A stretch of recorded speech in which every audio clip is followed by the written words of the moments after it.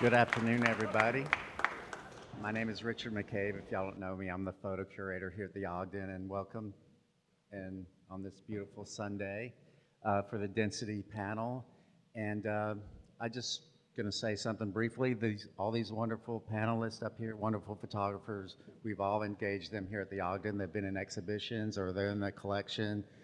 So I'm just so glad that they're here together, and we're so excited to be with the great David Armature and Brant Vicknair and their wonderful magazine, Density. So I'll turn it over to the panel.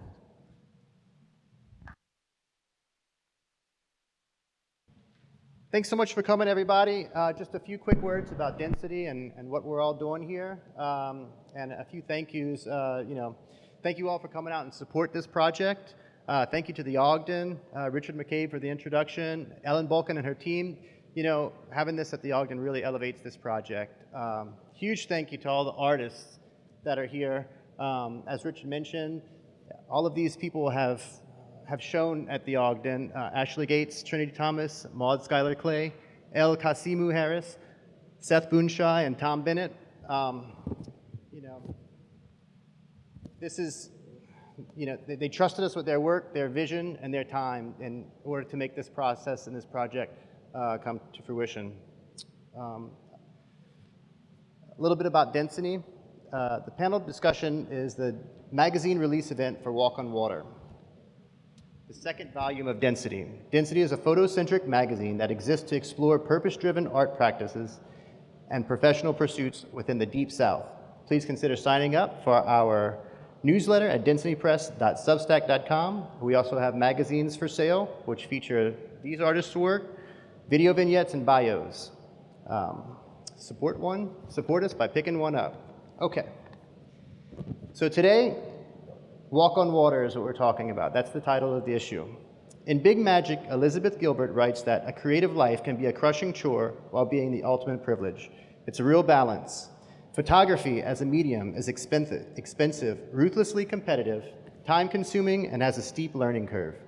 The pursuit often lacks any recognition or financial benefit, making a strong case here. Aware of the pitfalls, this group of artists courageously chose this path. The question for this issue is, why would anyone do this? As Richard mentioned, you are most likely familiar with the talent on the stage. The clout of this panel has been curated as such. Walk on Water's question of why is one that all makers struggle with, yet rarely does anyone speak about it productively. This panel was put together to give us a little insight, to give us a little hope, and to inspire us to keep making. With that, I'll turn it over to Density's Brant Vicknair. Hey guys. This doesn't look like a room full of strangers, which is fantastic. It's so good to see a lot of you here that had the pleasure of meeting before and meet some new friends later on today, right? So we have about an hour to figure out why we make photography, and I'm not going to take up too much of your time because that's a big problem to solve. But I want you guys to know that, at the heart of this project is sort of this mutual sharing and listening and understanding. And you guys are a big part of that. So we'll open it up to questions later, and you could interact with our panel. And I do want to thank Gavin Johnson, who produces all of our video content for us, Ken Cooper, who's here today documenting this event, and Eddie Pellegrini, who's volunteering and has offered up this PA system so you could hear us clearly. We're trying our best here. We don't have too many resources available to us, but we're trying to do something, and just you being here and picking up a magazine is helping us achieve these goals, okay? I'm going to kick it off now with something I learned in Thom's interview, which was he identified why he does this in a way that was really interesting to me. He said it was an excuse to participate in the world more, and I thought that was a very interesting comment. I think what you said exactly is to see the world differently. Go ahead and get us started with that idea. Well, after David's little introduction, I think I might just stop. I have no reason to do this. No, I mean it would. I think part of that interview was that early on, and I think probably for a lot of us, it's a reason to sort of to get out into the world,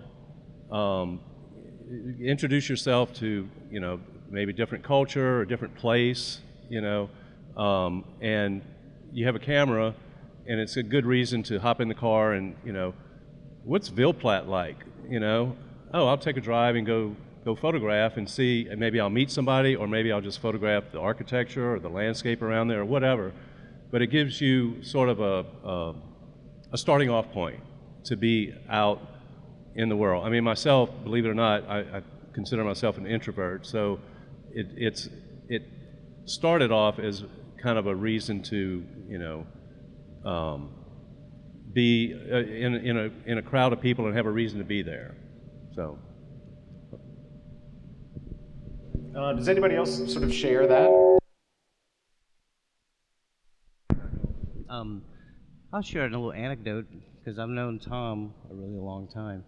And I'm also more than a bit of an introvert, as most of my friends will say. So for me, making work, making art is a way to practice what I preach, which is getting students I work with and people I work with, giving them the joy of curiosity.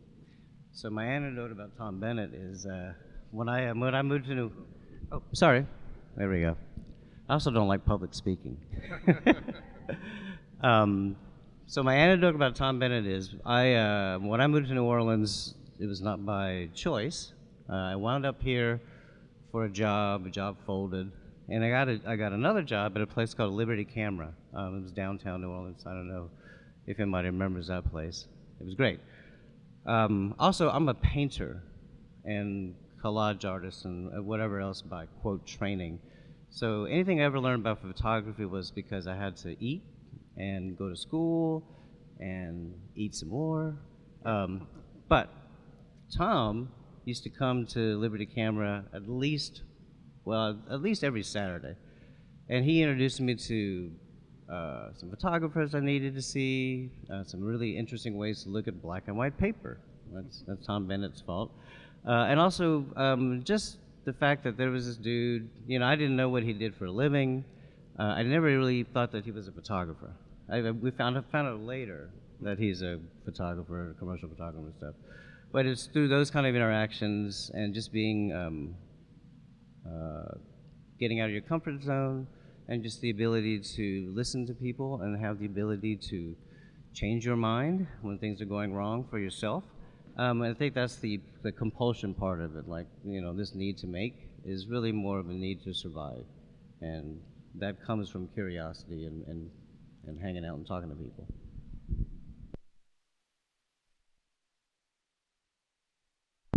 One of the things I love about a camera, and one of the things that's really fascinating to me about the camera is the entry it grants you into all kind of places.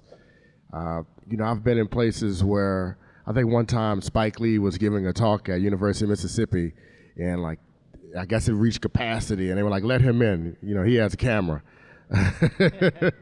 So that happens a lot, and you know, my background is photojournalism, and just you go into strangers' homes like a lot, and you are in strange places a lot, and how people will open up to you, not 100% of the time. Sometimes you gotta warm people up, and sometimes you have to get comfortable yourself.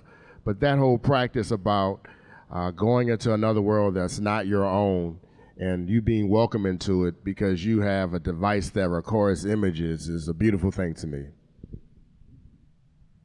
Hey, just really quickly, Maude, and Kasimu, you just previewed what our next edition is going to be, which is sort of how the camera provides access, right? Like how just having a camera gets you in a lot of spaces. So that I found that interesting. One connection I made with you and Maude here, which was that sort of your why kind of came from a place of record keeping and documenting. Maude, you want to jump on that sort of idea? Well, first of all, I just want to say I agree with everything he said, and these other two too.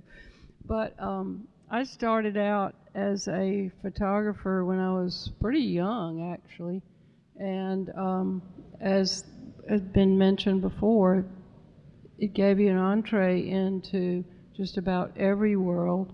And when I started out some years ago, photographers were rare. You know, that now everybody has an iPhone and it's a little bit different. But it would give me a reason to go out and scout out a place, or, you know, give me a reason to get out of bed and go do something. And if you had your camera with you, you had a mission. And my particular mission became, after I had left home and gone to New York and done a few other things, to come back to the place that I was really the most familiar with in the Mississippi Delta and try to keep a record of that place. And it started out with the Delta Land book and the Delta landscape, and then morphed into Delta dogs, and the other thing I was doing was taking photographs of people with my old Rolleiflex in color.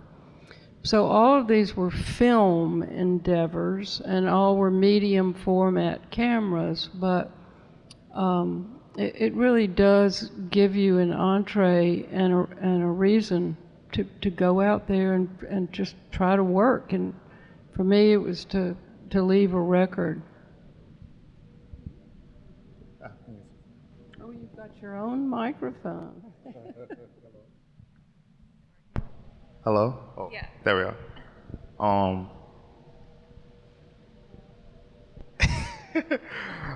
I'm not used to public speaking that much as well, but I would say my camera helps me build a bond with people. It feels human. Just experiencing, like, bonding with people makes you feel like you have a purpose in life, and creating and collaborating with other artists feels like you're just leaving your mark in the world. And I started as a painter when I was in elementary, and I got my camera in 2015 when I was in high school, and I realized that I can build relationships through photography, and I build many relationships with people. It got me to many doors and opportunities I never thought I would be able to take on, and it got me here. So yeah.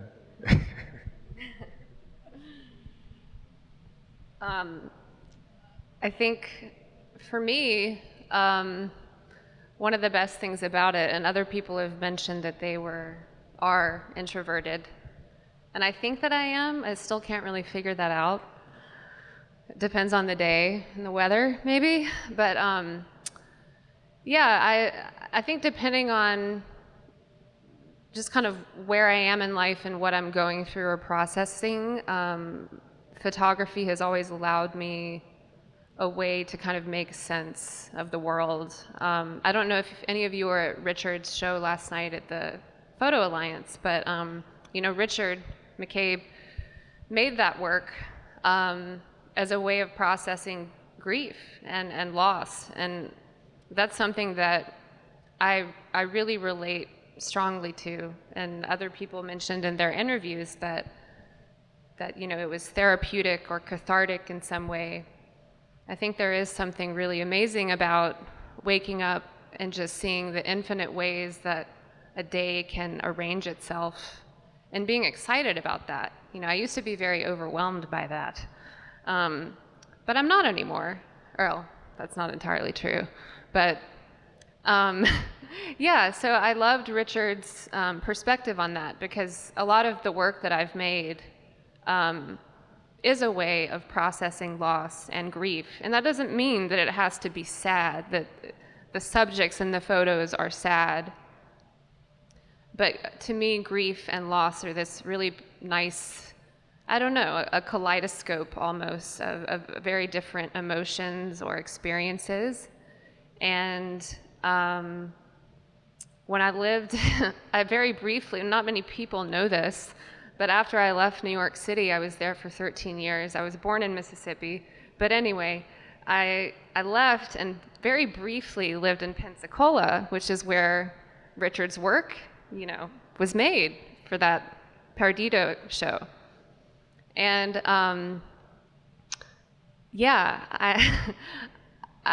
he said, I heard from Maude that you were moving to Pensacola, and I guess I just wanted to see if you are okay.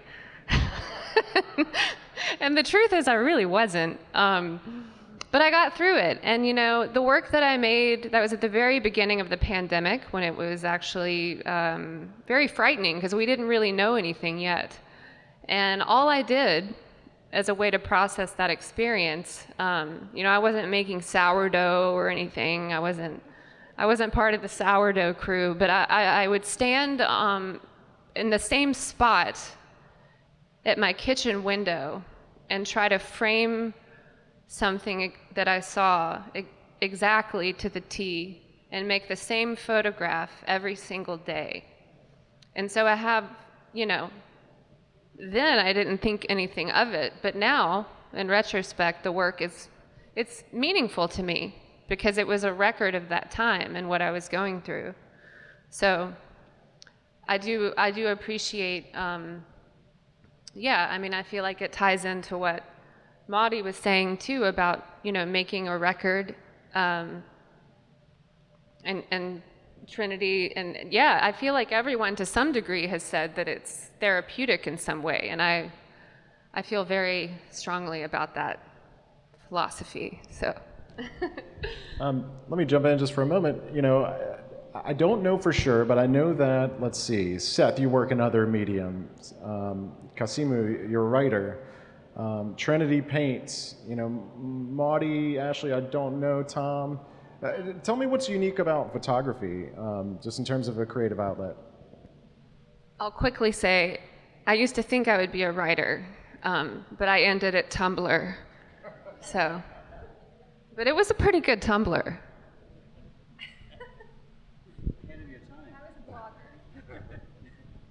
For me is dichotomous, right? Like getting it right the first time, like the challenge of doing that, opposed to like writing, you get to revise a lot and you can sit with it if you're not on the deadline. But I like that part, and I like the immediate gratification from it. You take an image that you love and you got it. Like I love sports. So sometimes when I'm shooting, I could feel like, oh, he's on a hot streak right now. And it could just be me, but I'm like, yeah, I'm killing it, I don't often feel that way writing, like, oh man, I did that. But that's one of the things I really love about photography, and then challenging myself in it. Like if I'm on assignment, it's like, I get what the writer, I get what the editor needs, wide, medium, and tight. And then if it's a long assignment, I might get bored. And then it's like, well, how could I go to almost abstraction to entertain myself and keep challenging myself in the moment? And even when I teach my students, I'm teaching a photography class at Loyola right now, and I'm always telling them, you have to provide the client with what they need, and then you can try anything else you want. So that's one of the unique things I like about photography. Of course, you could get it wrong, and then maybe you go back, but no one moment is ever the same. So the challenge about getting it right that first time, I really enjoy that pursuit. Excuse me. So I would piggyback on that idea that with photography as a medium, it affords me a way to make sketches without having to sketch. It affords me a way to get out of myself. So if I'm bored or challenged with something, it gives me a reasonable method to contemplate the moment and look at something that is not of me. So I like that about it. I would never, and Thom knows this, I don't call myself a photographer. I adapt to whatever medium I need to use for myself. if I'm doing something for me, it's a little bit easier because I have no deadlines. I make no limitations on time for myself. However, and this is where the dichotomy comes in. Sorry. Wow, I'm really not talking loud. I'm not going to repeat any of that, except to say, when it comes to my own work, there's no deadline. There's also nothing connecting the work other than the fact that it's mine. So for me, photography as a tool is a way to explore and make sketches and perhaps revisit ideas that I've encountered. But on the other hand, if in a sort of commission-based or working with other people world, I like the collaborative aspects of photography.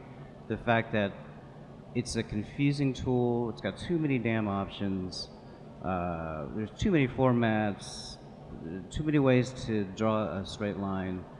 So I find that as an object or as a tool to use, it's great. It's an opportunity again to work with other people and collaborate and problem solve. But so those are the two ways I approach it. I'm jealous of all these people who do other creative things. I'm kind of a one-trick pony. Photography is kind of it for me, but within that parameter of photography, I like I fool around with all sorts of formats and, everything from large format down to Polaroid. And so for me, that gives me enough interest. I mean, there are enough different ways of doing it within the overall thing of photography that keeps me busy enough. Thom, just while you have the mic, I know that you must know how much it costs every time you click the shutter of the 7x17 negative, right? I don't even think Why about in the world do you do that? Okay, all right. No. But you know what it is, right? You know the number. Oh God, yeah. But if I think about it too much, I wouldn't do it. I'm lucky in that. So I work by day as a commercial photographer. I have a job doing photography, which is great, and that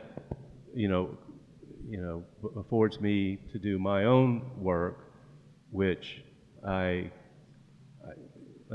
guess unfortunately I don't pay enough attention to the cost, because you're referring to the large format, the 717, and I like it because I like the final result, the print and the detail, and so I try to get it as right as I can so I don't waste materials, but you make mistakes, and I make a lot of them, but I certainly don't. I'm not out there every day shooting that, so I am aware of the cost and things.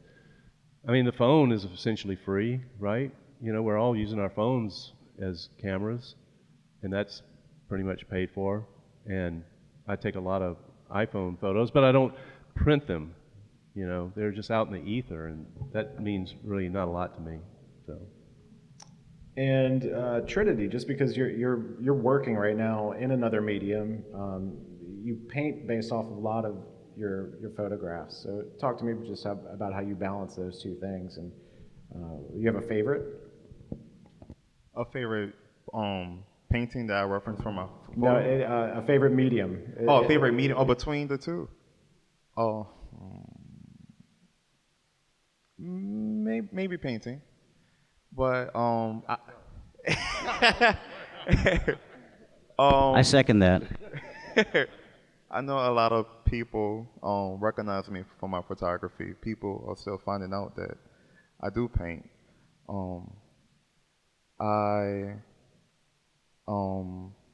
In 2020,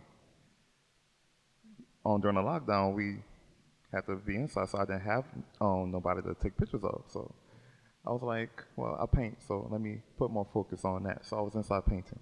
And I'm kind of glad that the lockdown kind of happened, because now I fell in love more with painting, and it brought out some skills that I thought I didn't know I have. So, yeah.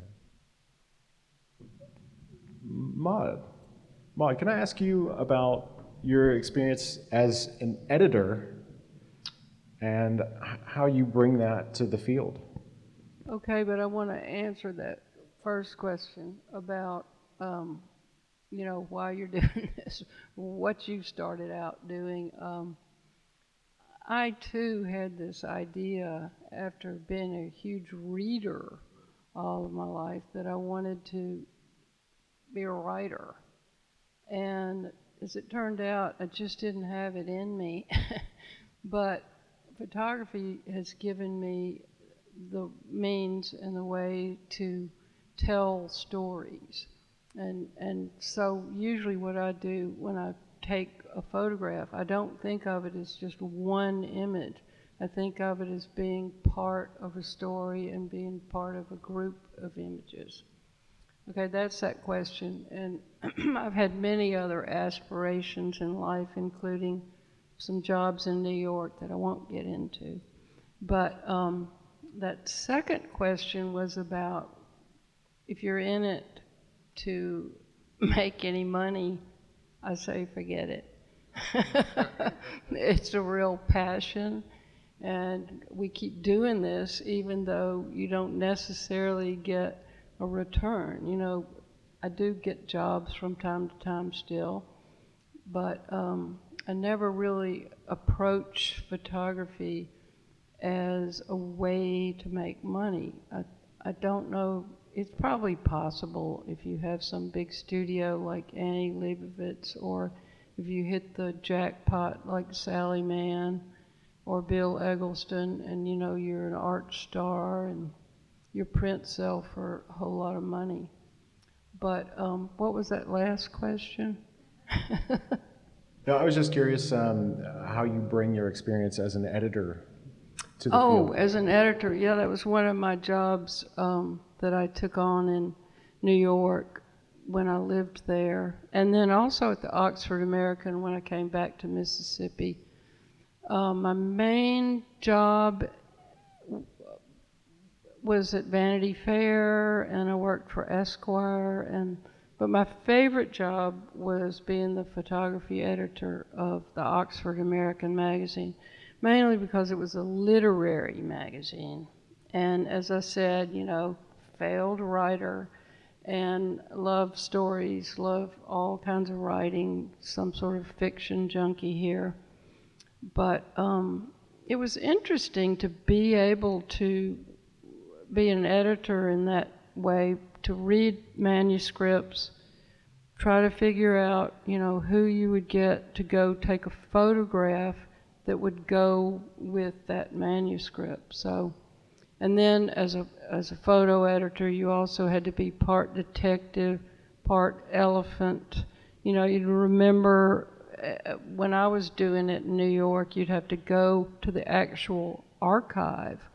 If you were searching, say, a certain photograph, like Bettman Archive or UP, United Press, and you look through all these stacks of 8x10 news photos, Rosemary Woods reenacting the 18-minute gap, that sort of thing. So it was a real interesting job to have, but I always thought of it as a peripheral job. I wanted to be a photographer, and I had this kind of dream that I was going to be an artist, probably after seeing the photographs of Picasso in Life magazine or something really trite. So I hope that answered the question.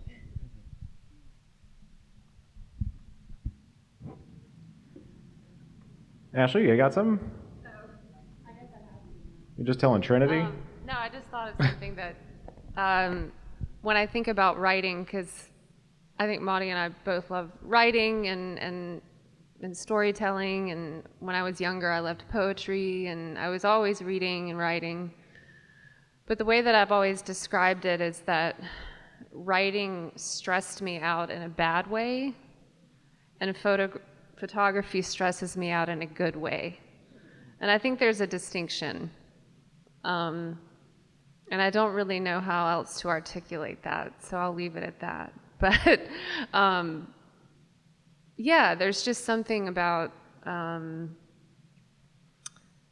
do love photographers who incorporate text into some of their series, and I'm not opposed to that, but if you think I'll be writing the great American novel anytime soon, I've got bad news for you.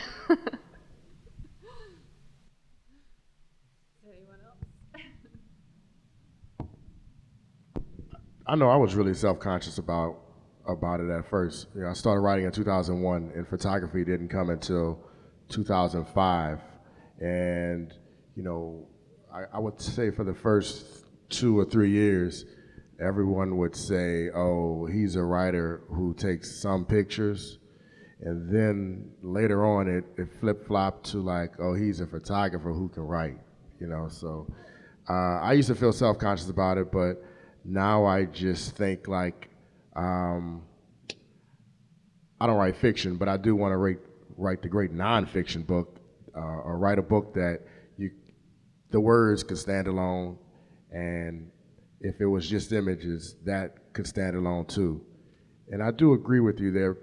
Both pursuits have different stressors, and I would say when I start to write, I don't think about the perfect sentences anymore. It's like really just trying to get it down. And then it's almost like sculpting with clay, and you just keep working it and you keep working it. But I would have a funny anecdote about Richard McCabe. You know, he had this really great show, New Southern Photography. And I remember him and Bradley sent me an email in 2018, and they were like, "Oh, would you consider writing about it?" And then I was like, damn, if I have to write about it, that means I'm not in it. I was upset, Richard. And then I called Daoud Bey, and I was like, man, what should I do? He was like, you should absolutely do it. You know, anytime you have an opportunity to write about your peers, take it. And I'm so glad, you know, I put my ego aside, and I got a chance to write about Ramel Ross. And it was just that has afforded me so many opportunities, but it's like it was a great thing of gratitude to Richard and Bradley trusting my writing that much to ask me to write in a catalog. So that's a high watermark of life for me. Thanks, Richard. Guys, what I may do right now is just sort of turn to the audience and see if I could pass this microphone around if they have any specific questions or just general questions for the panel as a whole. Anybody? I see a hand. Hey, y'all. Thanks for doing this. I was wondering about, you know, the big question is, why are we doing this? Why do you do this? And so one thing that I've been thinking about recently is about cliches and just kind of, you know, repetitive images that we've seen for whatever decades now, just ideas that seem cliche. Where do y'all stand on cliches? Like, how do you live with that when you see it in your work? Do you cringe? Or are you like, all right, I'm just gonna do this? Like, it seems like it's part of it. So however y'all, yeah. I think I have a great story about that. Great. Oh, okay, good. So I mentioned, you know, I worked with Polaroid a lot, and when you work with Polaroid, well, at least for me, I tended to photograph a lot of signage, you know, words, text, or broken text, or broken signs, and things like that. And I was fully aware of Walker Evans doing that great work back in the 70s, and I felt like, God, you know, I'm just being repetitive. I'm copying a great master, but I'm copying, and I'm not doing anything really original. And I had a chance to show some of that work to John Lawrence from the HNOC, and I told him I was like, you know, I just feel kind of funny doing this, and I feel like it's kind of a cliche. And he said something great. He said, you know what? Photographing signage is a grand tradition in photography. And I thought that was the greatest thing he could have told me, because I was like, oh, I'm in a great tradition. I'm going to keep going. And so it freed me up to just not questioning myself while I was photographing. Like, am I doing anything? You know, what am I doing? I'm just copying. But I just went ahead and I did it, and it ended up, I kind of worked through that, and it brought me to what's actually, they were kind enough to show some of these in this edition, where I started being drawn to empty signs that had no words, that were completely bereft of any message, but they were still standing. And that, to me, that brought me into something that I kind of connected with more, that, not to get too deep into it, but I mean, I think our consumer society is just, throwing everything away all the time. And when I was growing up, every little business had a great sign in front of it. You could recognize where you were by these great signs. And now all those old businesses are gone, and all those signs are just still standing there empty. And to me, it just says a lot about our society and kind of where we are. So anyway, I guess I'm saying I encourage cliches. I mean, if you keep working, you keep going at it, and maybe you'll work through it in your own way, and you'll end up in a different spot. So thanks, John Lawrence. I too would highly encourage everyone to make cliches. In a different lifetime, I taught a lot, and we actually had a project where the students were invited to bring what they thought were cliche or boring images, and then we would decide which one was the worst offender, and that would be what they would have to base a series of work upon. I look at the idea of a cliche, or just the notion of repeating yourself, as a type of meditation, because you never know you're going to make the perfect cliche that is going to be the ultimate cliche anyone has ever seen. It's also a way to just simply explore the joy of repetition, like looking out the window. The ability to revisit a space with a camera, with a sketchbook, with a notebook. So yes, bring on all the cliches you got, because they just keep coming, and people forget about them after a while too. So I would reframe it just a little bit. I would have a two-part answer. I studied music for a while, and a cliche, in a way, in music is just really just studying your tradition, knowing what came before you. The blues has been the same since I don't know how long, 12 bars, a standard 12-bar blues. But just think how many people said something different within that 12 bars, a Buddy Guy, or, B.B. King, or now Gary Clark. Everyone has a different way to express themselves within that same musical structure. And I think that's a beautiful thing. I mean, no one's really inventing new words, but we don't stop writing because F. Scott Fitzgerald used those words before we did. But I think where I would pivot a bit is particularly like there are things like Black Masking Indians, or a second line, or something like that that's oft photographed. So whenever I engage and do that type of work just out of my own pursuit, it's like what I said earlier, like if I get bored, how can I push myself? And I really do find abstraction to work, and it's either getting closer, moving away, what detail can you get? And then the third thing is, if you really don't want to be cliched, you just roll into access. Won't you check out the Black Masking Indians before they get to the street, when it's 50 photographers. If you're in their house, it's just you. So just new approaches to very venerable traditions, and how can you build upon that? And some people, like a Miles Davis, he just invented a whole new musical structure when he did modal jazz, coming out of bebop, where every chord changes, it was different. And then he said, I'm gonna do 3 different chords, and whoa, now we have cool jazz, now we have modal jazz. So there are ways to invent things on existing constructs. And I would say, to a degree, I'm always trying to do that, and that's one thing that always keep me going, because you're trying to build upon what's already there. So I do know it's very important to know your history and what came before you. That's why we study these things. And then it's, what new could you add to that conversation that has been ongoing for so many years?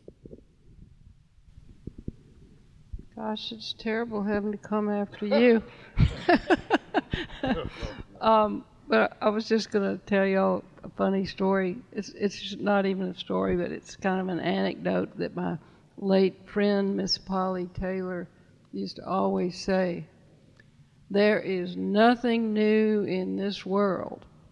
So if you approached your art, your photography, your writing, whatever it is you're passionate about, your music, in that respect, that you couldn't add anything because it had all already been done, nobody would ever have to do a thing. So I think we have to explore what we can add, and oftentimes you do. I mean, as a photographer, I'll say to myself, this tree, this beautiful flowering tree, this is a huge cliche, but I'm going to take it anyway.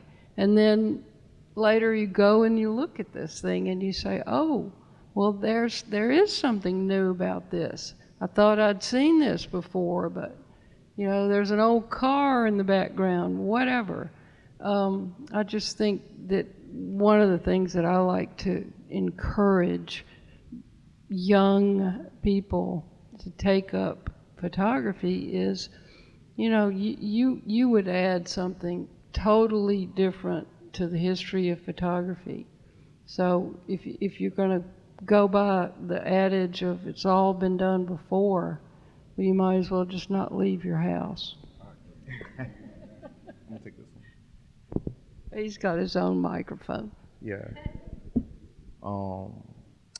When I think of the word cliche, I try not to keep the same thing going on and on. Like for me personally, like taking a portrait of someone doing like the same pose. Like for different models during different photo shoots. Got to switch it up a little bit. If that's like styling wise or a pose. Because I do catch myself trying to, I don't want to say do the same with each model, but try to keep the same like imagery, like a story that I'm trying to tell, trying to create a character. Speaking of characters, I use movies as inspiration for my work. I love movies and horror. You can see that through my work. But yeah, I would say a cliche is just noticing like the same, like a same step. But it seems like it's getting old, but I don't know, I would say maybe there's good cliches and bad cliches. Well, Trinity, horror in itself is like a whole genre based off of cliches. So much that there's, movies made about the cliche. It's so meta, But I would say exploit your cliches at all times. I feel like there's a lot of questions around it, but and answers. Yeah.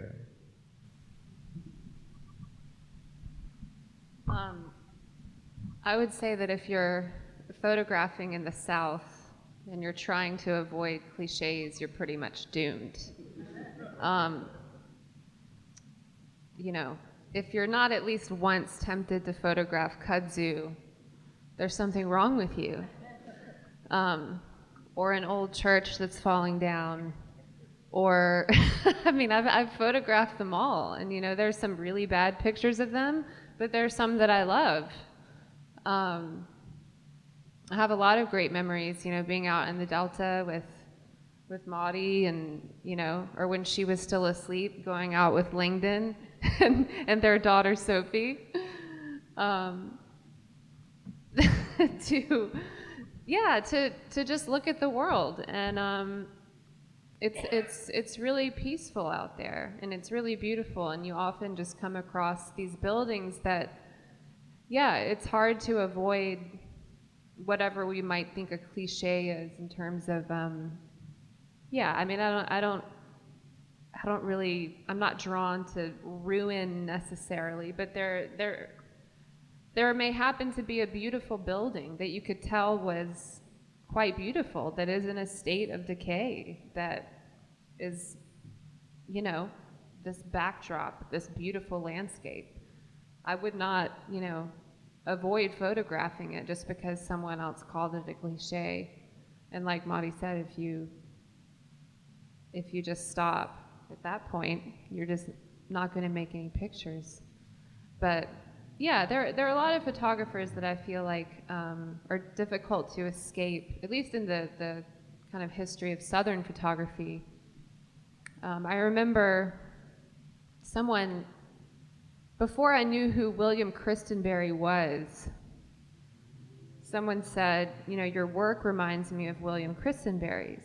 And I thought, cool, who's that, And I looked up his pictures, and I was just kind of blown away, because not only did it make me feel validated, because I had a middle school teacher who told me that I took horrible pictures. She said, you should never put the subject in the center of the photo. Don't you ever do that. And if you've seen my pictures, that's something that I do quite often, especially with buildings. So, and Christenberry did that a lot too. And his show here at the Ogden, right before the pandemic, it stuck with me. I think about it all the time. It was one of the most beautifully done shows. But yeah, I'd say embrace the cliches too, or don't dismiss them outright. Just the end. I want to add one other thing. Sometimes when I'm working with someone and they'll like tell me they want to take a picture like by some graffiti, I think that's cliche. But if like their outfit maybe coordinates with the colors, then maybe we can take the picture by the graffiti. Yeah. All right. Looking for another question from the audience. Who's got it? Yeah. I have a question for the panel. Particularly the two ladies who are from Mississippi, photographers who went to New York. I just remember reading Willie Morris's book, North Towards Home, and when he moved up to New York to try to get a job, he received a lot of push snobism from the New York Literary Society. They looked at him as a dumb Southerner, probably racist or something like that. Did you all receive that same kind of push? And I'd like to ask the two African-American photographers, did you receive any, as Southern photographers, any push resistance? Because there's very few black photographers other than Gordon Parks. So you all want to comment on that? Well, we're both Mississippians who live in New York, so which... Okay, the Mississippi women are gonna have a say. Okay, the question was, have you run into bad press about being a woman or being a photographer or being a Southerner? All three, yeah.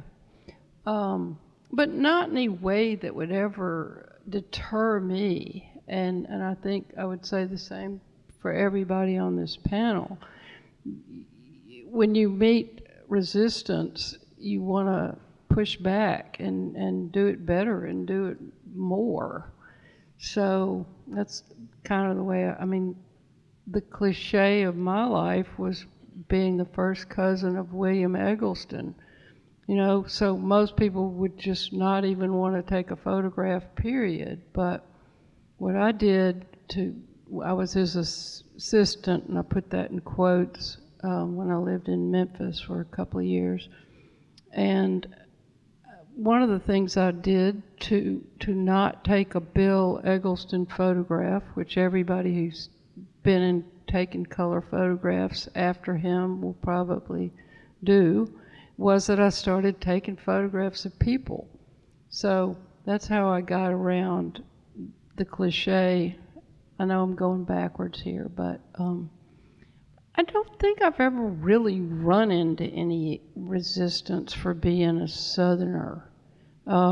Taxi drivers in New York would make fun of your accent, but something like that, not too terrible. What do you say, Ashley? Yeah, in fact, I found kind of the opposite. People were always really fascinated that I was from Mississippi, and I would often get, well, where's your accent?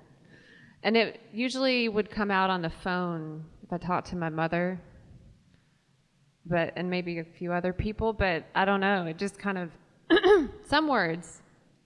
There's a funny anecdote about a really close friend of mine, Jason, who passed away. He was a really great artist in New York City, and we were having lunch with one of his friends, and his friend Peter said, "Oh, I heard it. I heard her accent." And Jason said, "Wait until she says the word for the restaurant, Popeye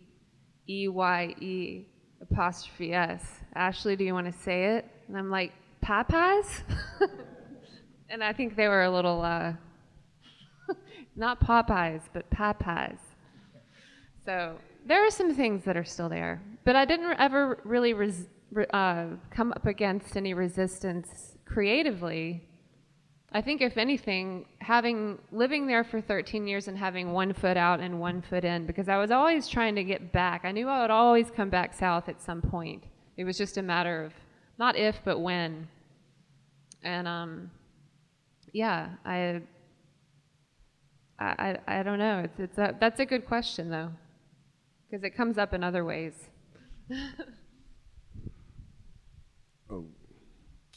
Well, maybe you meant something different, but I know everyone's speaking off the cuff, but Gordon Parks is perhaps the first well-known black photographer, but he worked for Time.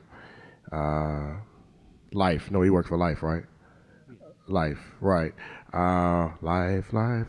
But he was the first well-known, but certainly not the only. And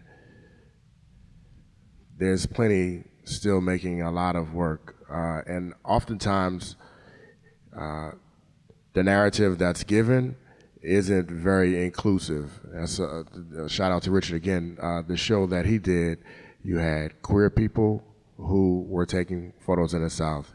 You had women, you had black people, and too often times the narrative of Southern photography is Sally Mann, William Eggleston, and Walker Evans. The South isn't a monolith at all. And, as an educator, I looked at the person's syllabus who preceded me, and it was a monolith. Like, every damn artist is white. Like, nah, man, that's just not how it is. And that's why it's important for museums to have cultures or have collections that are reflective of society. It's not like black people or people of color arrived 50 years ago, so their collections need to be indicative of what truly is. But to answer the second part of your question, I don't think the pushback is always overt because I'm black or from the South. I do think too often, and this is in any creative endeavor, they think because someone's from New York, they can do it better, or they're from LA, they can do it better, or they dress better. Like, no. I feel like I could kick anybody's ass, Seriously, and I take that seriously. So, and I never wanted to be called a local photographer either. So I still go to New York a lot and meet and greet, talk to editors, talk to curators, and I think that's important for anyone to do because people often call who they know, who's in their Rolodex as a first call. And if you're not in that circle, if people don't know who you are, oftentimes you get looked over. So there are curators or editors who really find a time to dig deep, to not always give the same show, the same set of curation or the same editorial to the same person. But I know even last week, I had a friend call me and he was saying man, I had this big story in a magazine and they didn't want to give it to you. They wanted to go with a New York photographer. And I knew the New York photographer. He does great work. He does. But, I mean,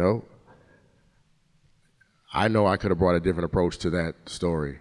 And sometimes if people are not advocating, I had a guy named Tunde Way. He did this article. He was being interviewed for this article in the New York Times. It was called 16 Black Chefs Shaping America.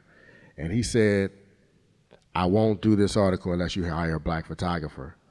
And luckily they called me, and that was my way into doing work with chefs and food photographies. But if it was someone who doesn't realize they have the power to advocate like that, or someone who is unwilling to advocate like that, it perpetuates, you know? So sometimes you have to say stop, you have to use your power, and you have to be willing to lose something to make things more diverse and colorful and really more reflective of the South, more reflective of the world, and it's gonna just be better. Thank you. I'll just add two small things to that. First of all, I've received resistance from making things more because I had a camera. So I know we're all talking about ways that cameras give us access, but there are simply ways that cameras provide a reason for people to make you stop what you're doing. So that's a huge issue. And I also realize that we're all up here as panelists about how we create, what drives us to make, but as Kasimu says, the advocates, the people out there that are celebrating the work that you're seeing, that includes all of you, whatever you like to do with your life, there's a bit of homework that you should do yourselves. There is not just Gordon Parks or this monolithic world of any regional gender-based photography, whatever there is. But part of it is that, you know, we're oftentimes stuck in these siloed ways of viewing work, experiencing work, or celebrating work. So it's up to all of us, not as creators, but as people who appreciate creativity, to call out when something's not right, or, you know, not choose to advocate or support things we don't agree with in terms of what we buy, what we view, what we celebrate. So it's upon all of you all, as viewers and participants in the second part of the conversation of art making, to do that. Thank you, Seth. We have enough time for, I think, one more question. This gentleman back here. Sorry, Trinity, please. Yeah, I was just gonna mention. I don't think I experienced any resistance yet, but I know. I was just about to mention. I'm still young, and I'm still getting familiar with the art world. So yeah.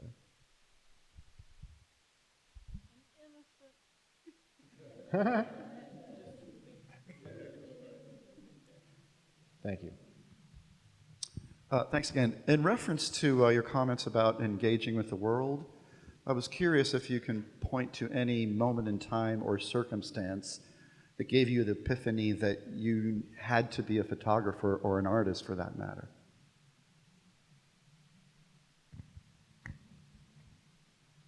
Is that directed to the whole panel? Yep, anybody? Yep.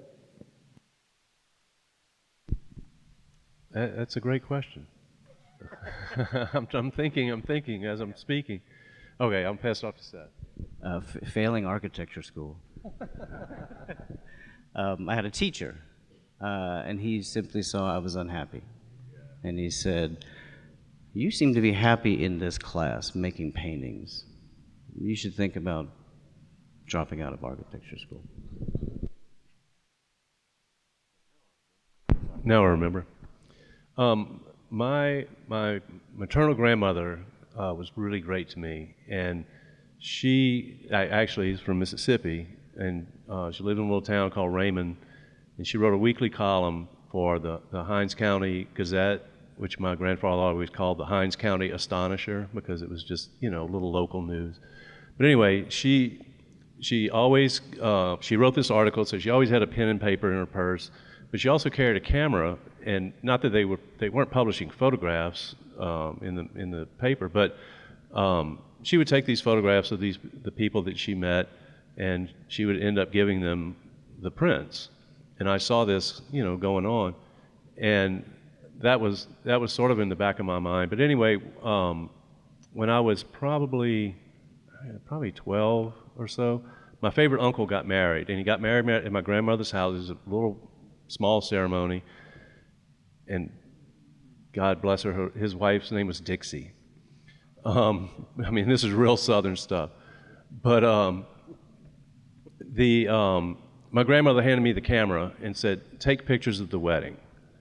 And I did, and who knows how they came out. I don't think I ever saw them. But I didn't care. It gave me something to do and to be a part of that ceremony that it made me feel, important, documenting that thing. And I guess that sort of sparked it for me. I would say I had a couple of different starts. There's a picture of me holding my dad's Canon AE1, and I probably was about 3. And I took that same AE1 after I got kicked out of NOCA Jazz Performance and brought it to the Jazz Fest and took a lot of pictures. They looked okay. And then in college, I kept Delphio Marcellus's Olympus because he thought he lost it, and I was so mad at him, I never told him that I had it. So I had these. I mean, yeah. I know. He all right.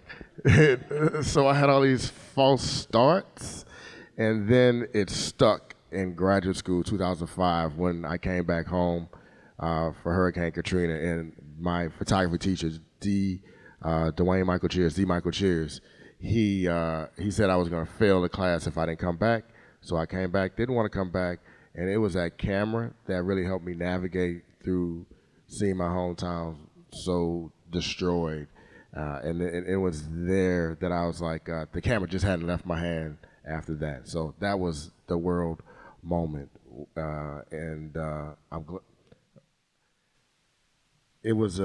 It's been a gift that has come from a curse. I think a lot of people started out looking at things through the lens of, well, in my case, it was a Brownie star flash, and then later graduated to an Instamatic.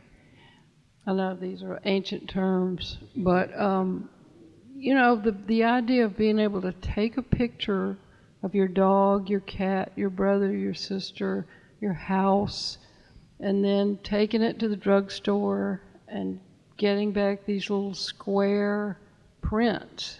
There was something magic about it. And that really started me on the idea that I wanted to do this. And it took me kind of a roundabout way until I was maybe 17 when somebody gave me an SLR 35 Pentax, not the Olympus.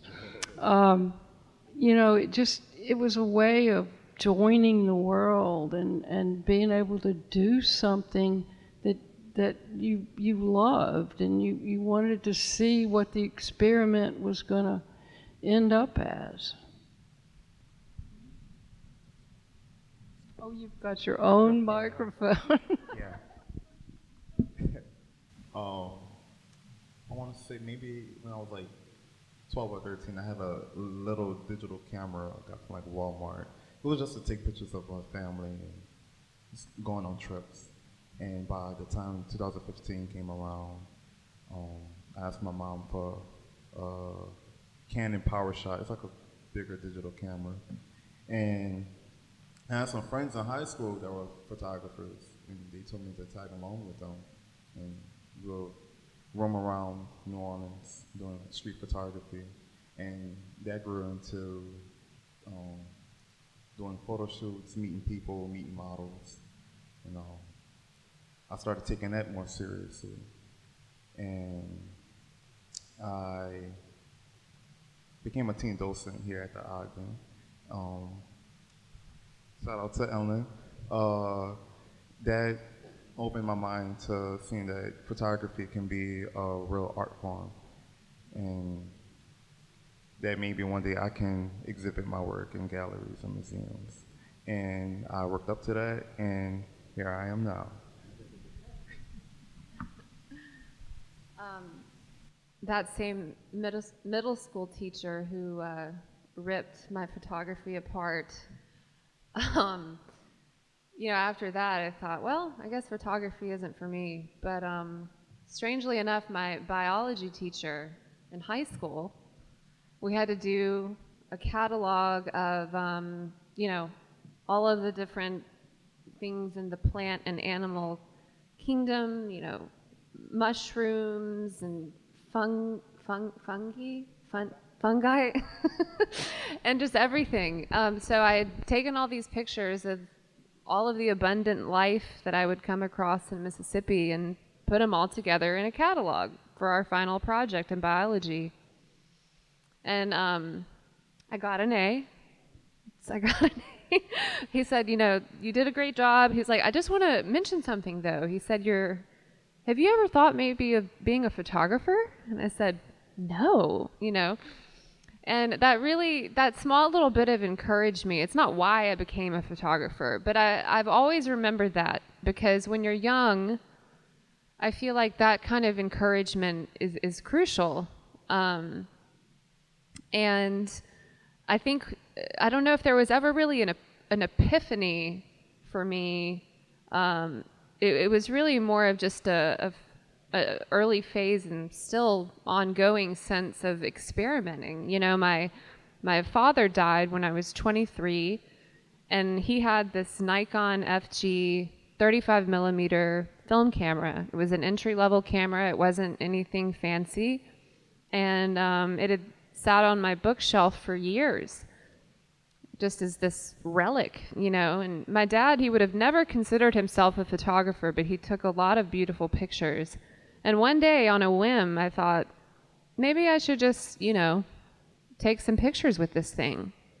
And I couldn't stop after that. And that was really the beginning of it. It was, I don't know, 2009 or so.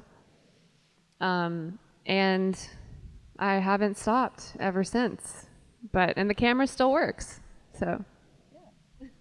Actually, last thing I'll say is there are pictures of me taken with that thing. Well, not me yet. My mother was pregnant with me.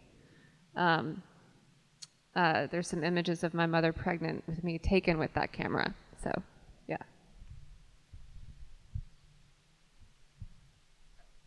Oh, I thought you were getting ready to kind of wrap it up, but We'll give you the last word, you know. Oh, good. I was going to say, shout out to you guys, David and Brant, for doing this magazine and taking on this endeavor, because I think what's going to happen, and this is only the second issue, and I don't know how many issues you got planned, but I think ultimately, you know, I would encourage everybody to subscribe, because I think ultimately what you're going to see is, once this is, you know, moves forward in the next few years, you're going to see a lot of really interesting photography, and, you know, hopefully more discussions like this, maybe even deeper. But I think what you guys are doing is really important right now, and, you know, everything is so virtual, and it's so nice to have a printed copy, a well-printed copy of something, and that, again, I think as the collection grows, I think it's going to spark a lot of interesting conversations about where photography is these days in the world. So, congrats. Thank you, Thom. That means a lot. Thank you very much. And thanks so much, you guys, for participating. I really appreciate it. You know, we came in here today with a pretty tall order, figure out why we do this at all, and I don't know if we got there quite. I think it's a start, and you know, please feel free to continue this conversation with us online via our Substack. You know, we're going to be able to post this conversation and just keep it going, you know, as we move forward. Thanks again to all of our panelists, and to Richard and Ellen here at the Ogden. We really appreciate you allowing us to use this space.